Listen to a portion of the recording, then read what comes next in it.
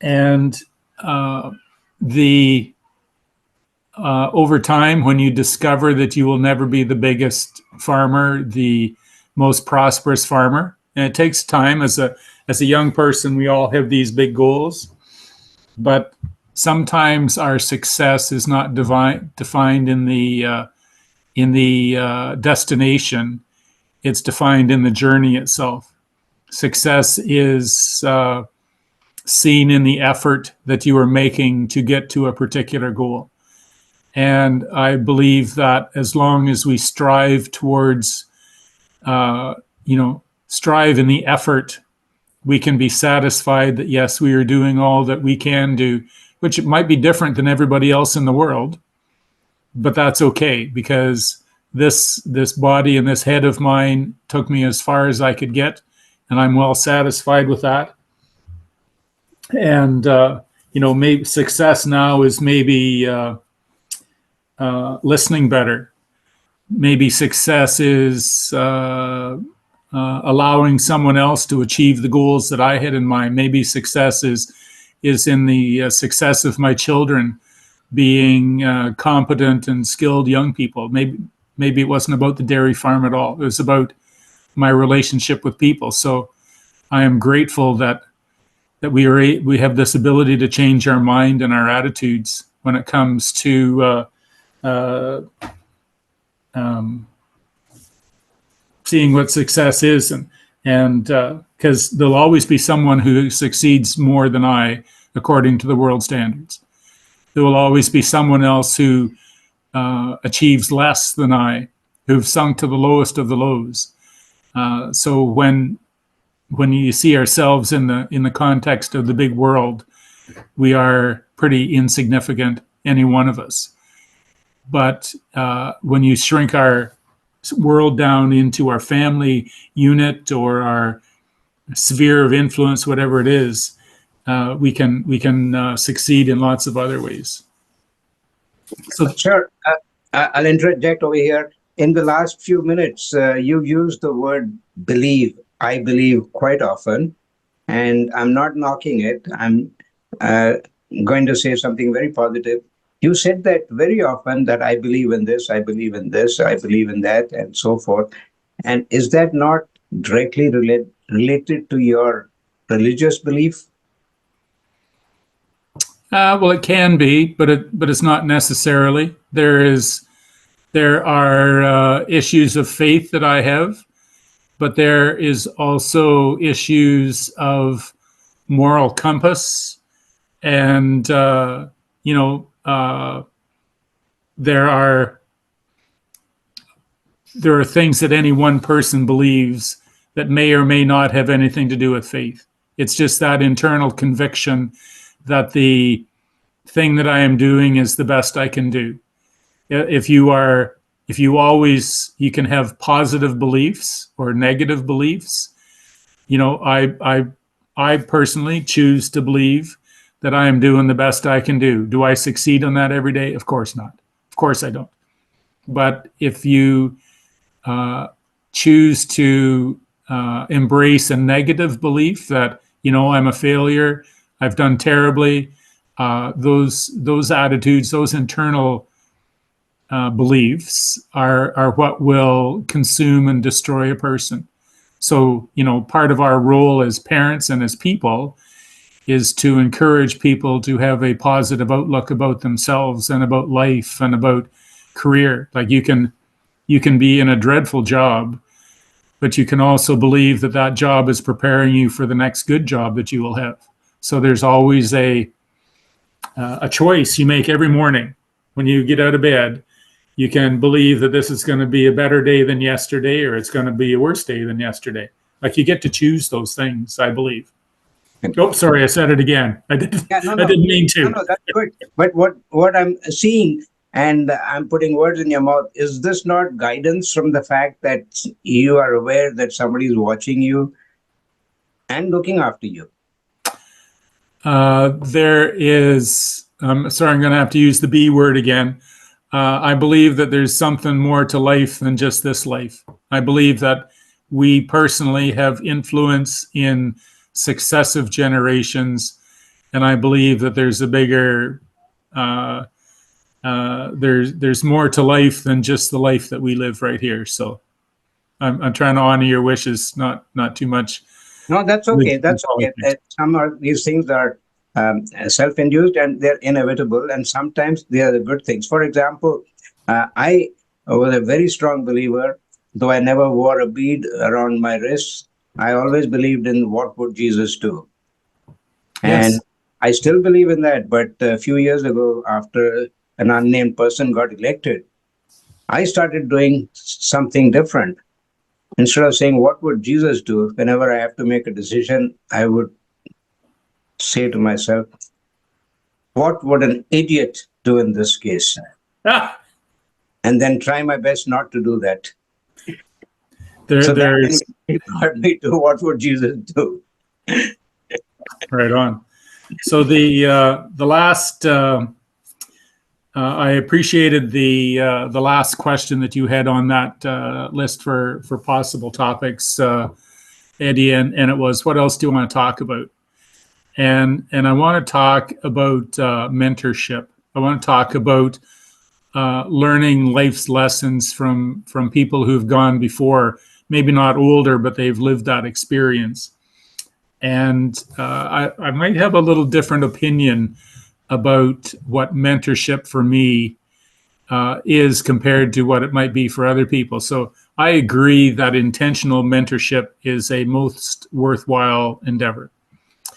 But I often, when I hear parents, particularly young parents, talk about their interaction with their children, and they say, we want to spend quality of time, not quantity of time. And I listen to that, and I've observed and listened to my children and other children, and I don't think that parents can predict what is quality time. Parents inevitably think that a particular item is quality time. So, for example, we would we would go on a day of vacation or something. We take the day off, and you go to the beach, and you spend a great time swimming with our children, and you buy them a hamburger and French fries, and you skip rocks, and you've had a great time, and oh gosh, it was fun. You had ice cream on the way home, and you'll get home, and a week later you say, remember when we were on vacation? Oh yeah, that was a great day. What was the best thing you remembered about that day? And they'll say, well, when we got home, I found a snake out in the garden. And it's like, what?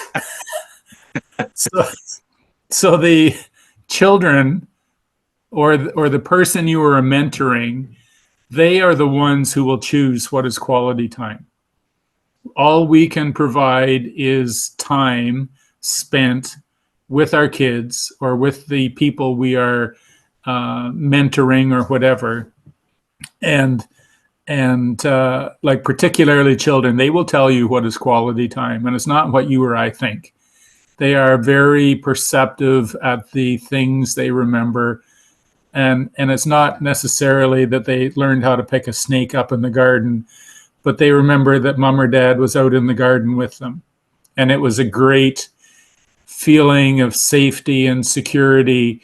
And this is what it means to be a parent, not buying a hamburger or skipping rocks or something like that. So I think I mentioned the leadership team that called me up to go to be the leader at that camp, and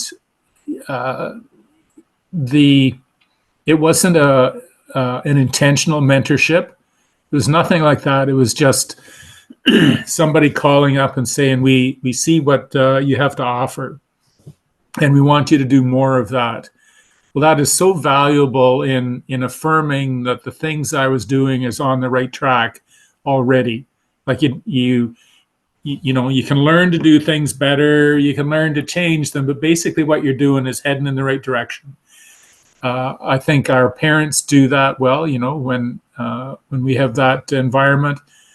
Grandparents can do it. Colleagues can do it. not to diminish the effect of an intentional mentorship where there's, regular evaluations, but I think each one of us has the responsibility to speak into the lives of other people and say, you've done well. This is good. Keep doing more of this.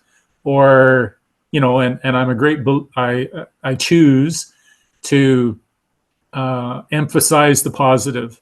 I'm a parent too, so it's like, don't do that anymore. But if you can say, that was really good, you should do that again, that's where children respond by, I got praise and approval for doing this. Let's do that again and I'll get more of it. So I just wanted to touch on that subject a little bit because I know it has benefited me in many regards, and I think I have an obligation to allow the next generations to succeed by speaking into their lives too.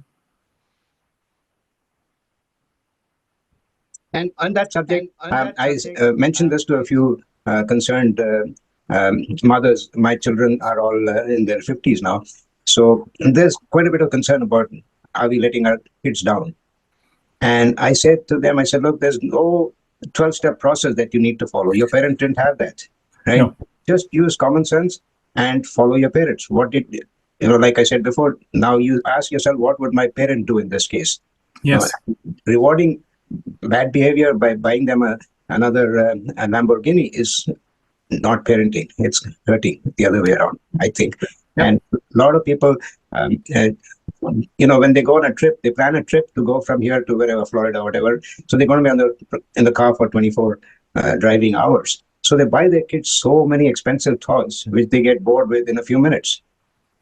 So I said to them the other day, I said, look, when I was in that situation, I traveled a lot to Cleveland, Ohio every month almost. We had in-laws there. And my kids, I couldn't afford to buy anything. We didn't even have the little fun games that people used to play with, the finger toys that used to come from McDonald's Happy Meal. We didn't even have that. So what we used to do was, I would say to my son, all the card license plate in front that are odd numbers are yours, all the even numbers are my daughter's, and you count them, and whoever gets the most before my next stop is the winner. That's right. We make up the games. And also, I didn't want to stop every half an hour, so I wanted to make sure they reach 100. So then it became too simple a job. And then I said, okay, anything from out-of-town plates. So in Ontario, we didn't have too many plates, but going to Cleveland, once you cross Buffalo, there were several choices. So I said, all the eastern province states are my sons or daughters, and the other. So now they've learned a bit of geography too. And they asked Massachusetts, where is Massachusetts? So things like that we made up, and it was family time, because then they all of a sudden they turn and ask Mama, where is so-and-so? What is that? Oh, isn't that where Uncle Jim comes from? So we had a thing going on. And there are simple things. You don't have to invest a lot of money in for interaction. You don't need Trivial Pursuit for everybody, which you can't play in the car anyway. Right? We were big on Trivial Pursuit. We have 4th generation of Trivial Pursuit. Oh my gosh, yes. I just gave that away to a young family that's come with 2 young kids who are very, very like a sponge. They're ready for. So I told them, I said, this is not just for the next year. It should last you another 40 years. So back to where we were talking about parenting. A lot of parenting does not have to be taught as a lesson. It's just by example. And the good old expression, I forget now, something to the effect of do as I do, not what I say, or something like that, or the other way around. You do as I say. Right? Yeah, not as I do. I've seen my kids telling their kids that this is what my dad would have done if I was here. I had right? Here. I had gone through the questions, Ed. So that was pretty much all I had. Hope that I had expressed pretty much all that I had to say for this conversation. So, okay. So now I'm going to ask you a new thing. As the mayor of Kincardine, how can you help me put Kincardine back on the map? This is my 90-day plan, which I've posted on Facebook. I've posted to all the Kincardine groups. I've got 13,500 followers in 3 different Facebook groups. And of course, they're all over the world. But going through groups, I reach a potential 500,000 people. If they find something interesting, they read it, and I get comments from somebody I haven't heard from 12 years. So it's working. So I want to put Kincardine on the map. And how can I do it in 90 days? I've talked about kilts. I'm even wearing a kilt in one of my posts. Oh my gosh. The attention.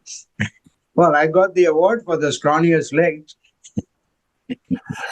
So one of the best ways to do that, of course, is to connect with our municipal staff and say, "This is my plan. This is what I'd like to do." They will direct you towards our website where there's lots of pictures and opportunities for photographs. They will assist you in identifying I think we have 60 different tourist events this summer in the municipality of Kincardine. There is no quiet time in Kincardine if you want to go do stuff. Between all the Scottish and music and sporting events and things that we have going on, there's so many things to do. I think that we have a great plan to allow any visitor, whether they are virtual or in person, to enjoy what Kincardine has.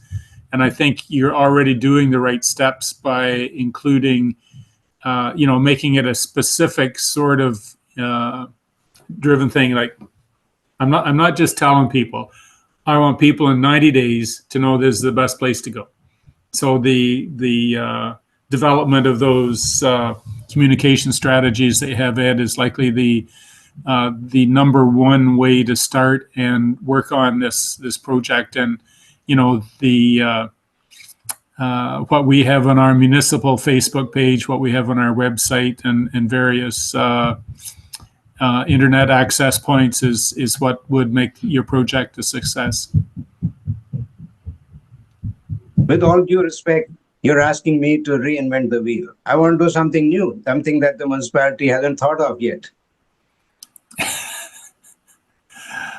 Ed, I can't do what I don't know that I can't do yet. So.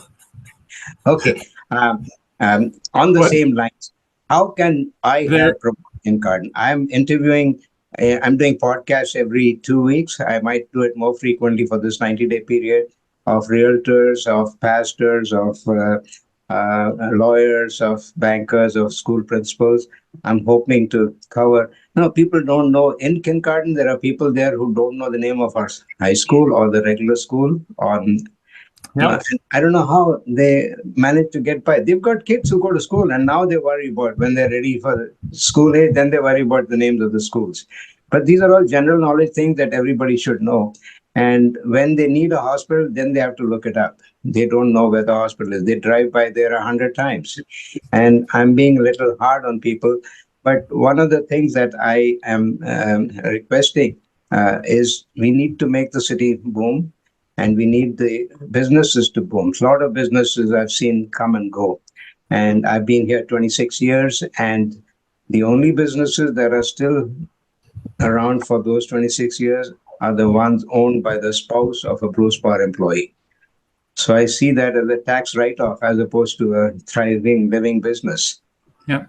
So I can't share the details on the podcast, of course, but there is an opportunity that our municipality is exploring for the summer. If you intentionally give me a call or an email back in a couple of weeks, there might be some news here that is going to be very exciting as far as an attraction for people to Kincardine this summer. So can I do a podcast with whoever your spokesman will be on that? If the project goes forward, absolutely. Okay. So it's not yet 100% go. We're just negotiating the last parts of the deal. So as long as that continues to move ahead, it'll be very good. Okay. Walking down the streets of Kincardine, in July to September 1st is a different story compared to the rest of the year. So I do this through the winter and just get people's opinions, and drugstore people have no choice. They've got to go. But this last year or so, the road being dug up and closed hurt a lot of businesses. So we've got to do something. I mean, parking is great, but those parkers all may not be spending $100 in town. So we've got to bring back shoppers into town, and we've got to bring people to invest. And I find that even bars and restaurants and hotels, they're okay up to Thursday, but Friday, Saturday, Sunday, they are dead. we need to do something to improve that. We know where the revenue is. You know that.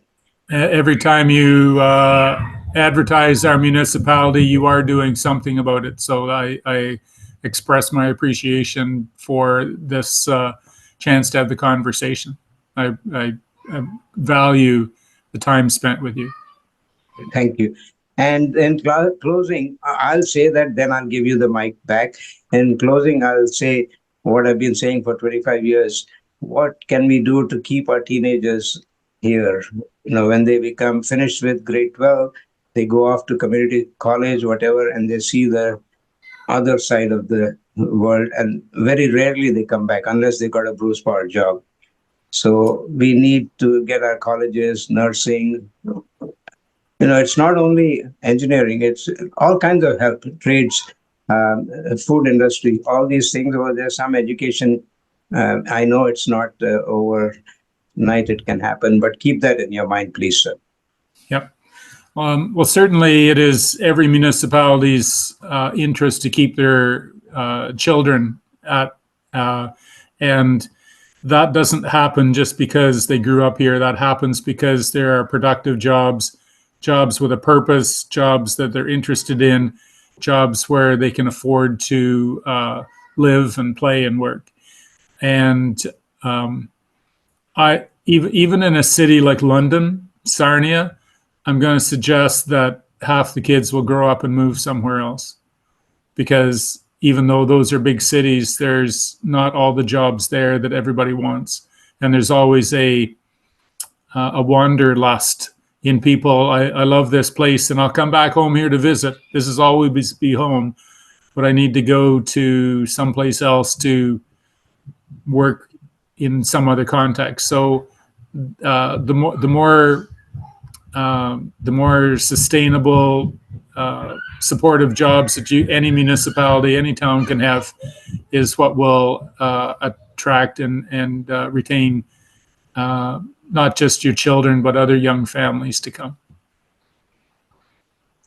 Your point, I'll pick bone with what you said about Sarnia and London. Kids raised in Sarnia, London, they may leave home like everybody does. Teenagers want to go out. The expression you used was the wanderlust, I guess. That's in everybody. But London and Sarnia and Toronto kids have seen the spoils of war all their life. So the temptation factor for them is not as bad as the kindergarten kid. And I'm big on mental health and suicide prevention. And I'm seeing small town people, when they come out of the big city, all of a sudden they go gaga, gaga. They're lost. And they don't realize that everything costs money and their budget will not support having a Lamborghini every 5 years. So Yep. These are the issues that we are not exposing our kids. Kids are not, I'm telling people, new immigrants, that, hey, when you come to Canada, you got free schooling. That's great. But you do not have free college and university. So start looking at RESPs soon. Rather than buying them an expensive car, start putting money into their future funds.